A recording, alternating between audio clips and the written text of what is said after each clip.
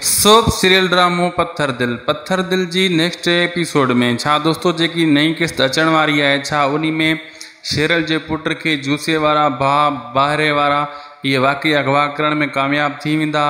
छा इहो वारिस कामोरी जेका एक कमदार जी धी है गरीब जी उन्हीं सां शादी कंदो या उन जी ज़िंदगी बर्बाद करे छॾींदो। अॻिते हली वारिस ऐं जेको उन जो पीउ में इख़्तिलाफ़ उहे वधी वेंदा। छा थींदो छा न थींदो इहो हाल हक़ीक़त तव्हांखे ॿुधाइण जे लाइ इन एपिसोड में आया आहियूं। इन खे पूरो ॾिसो जीअं तव्हांखे सॼी कहाणी सम्झ में अचे। पहिरीं ॻाल्हि दोस्तों, पत्थर दिल ड्रामे में शेरल सां त मुक़ाबिलो नथा करे सघनि जूसे जा भाउ, ऐं हाणे उन जे पुट जे पोयां बि आहिनि, कोशिशि में आहिनि त उन खे मारियूं या अगवा कयूं, छो त पंहिंजे भाउ जो पलांद शेरल खां वठणु चाहिनि था। इन जे करे जूसो उन्हनि जो मेन माण्हू आहे, वॾो भाउ आहे। जूसो सभु कुझु उन्हनि खे सम्झाए थो। इहा दुश्मनी वधाइण जे लाइ हू सभु हदूं क्रॉस करे वेंदा।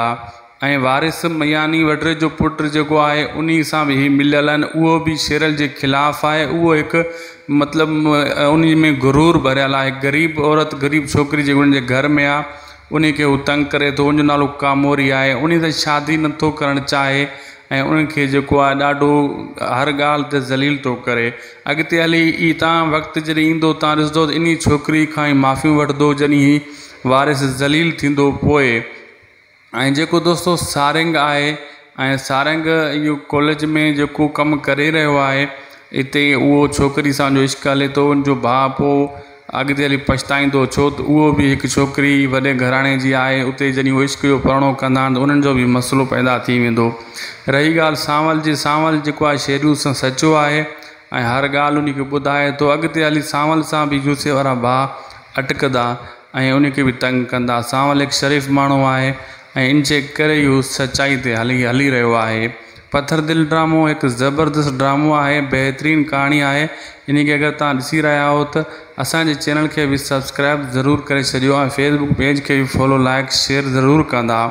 हीअ नंढड़ी वीडियो तव्हांजे लाइ हुई दोस्तों। उमेदु आहे वीडियो तव्हांखे सुठो लॻो हूंदो।